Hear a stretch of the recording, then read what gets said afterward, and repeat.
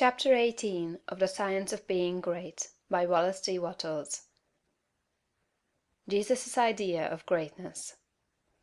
In the 23rd chapter of Matthew, Jesus makes a very plain distinction between true and false greatness, and also points out the one great danger to all who wish to become great, the most insidious of temptations, which all must avoid and fight unceasingly who desire to really climb in the world.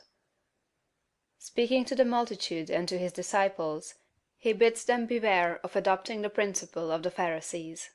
He points out that while the Pharisees are just and righteous men, honorable judges, true lawgivers and upright in their dealings with men, they love the uppermost seats at feasts, and greetings in the marketplace, and to be called Master, Master.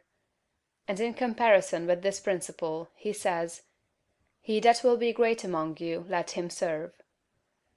The average person's idea of a great man, rather than of one who serves, is of one who succeeds in getting himself served.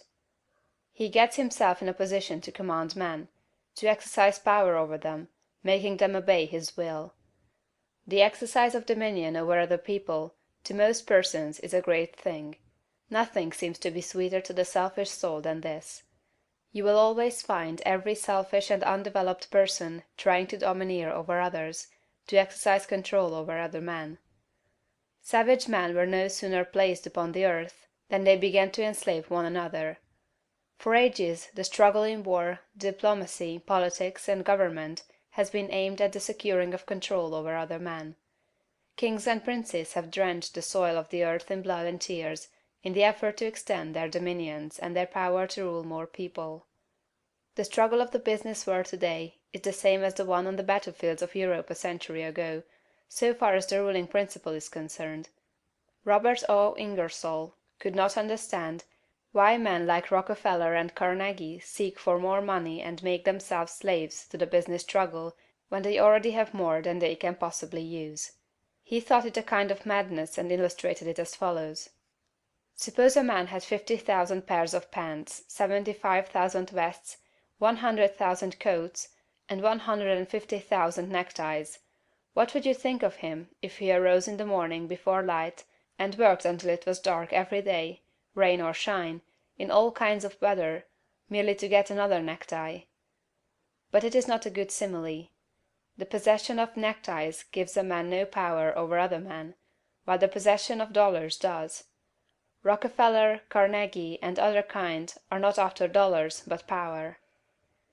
It is the principle of the Pharisee. It is the struggle for the high place. It develops able men, cunning men, resourceful men, but not great men. I want you to contrast these two ideas of greatness sharply in your mind. He that will be great among you, let him serve. Let me stand before the average American audience and ask the name of the greatest American, and the majority will think of Abraham Lincoln.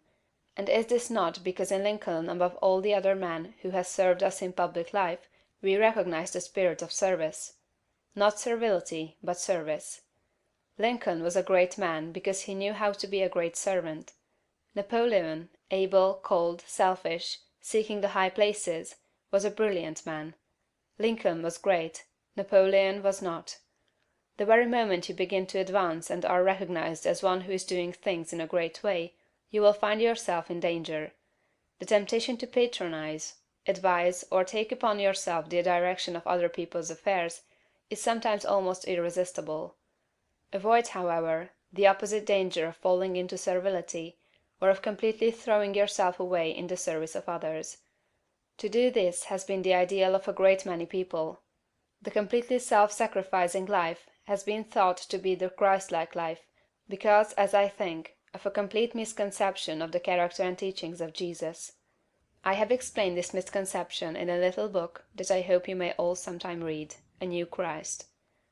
Thousands of people imitating Jesus, as they suppose, have belittled themselves and given up all else to go about doing good, practicing an altruism that is really as morbid and as far from great as the rankest selfishness.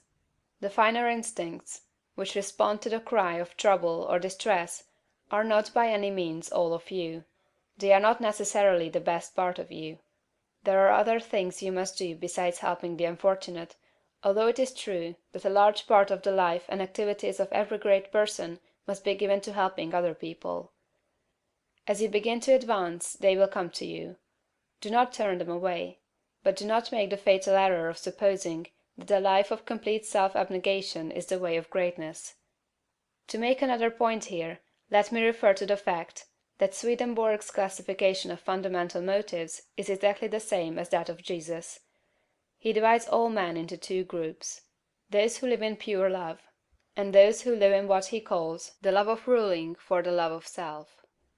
It will be seen that this is exactly the same as the lust for place and power of the Pharisees.